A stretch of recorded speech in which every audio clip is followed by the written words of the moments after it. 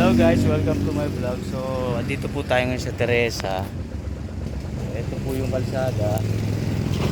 Ito naman po yung gate. Ito naman po yung area. Siya, flat area po siya. Kalsada naman po dun sa kabila rin. Pinaka National Road. Papuntang Tanay, Morong. Tapos sa kabila naman to Manila naman po. Ayan po siya.